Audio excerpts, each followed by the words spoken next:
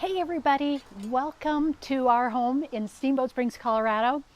I have gotten a great deal on this watermelon, 16 pounder, and I'm going to try something I saw on YouTube.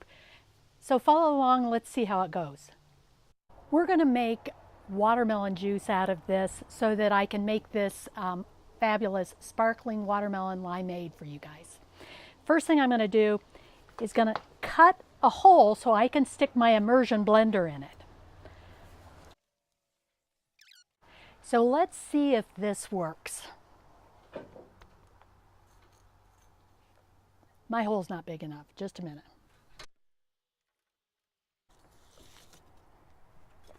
Okay, now it's big enough.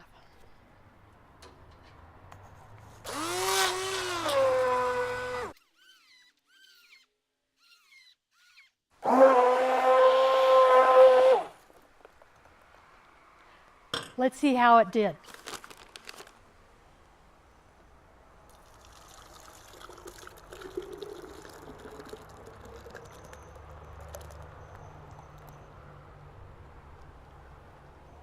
So easy.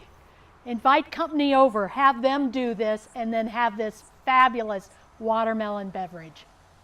See you later.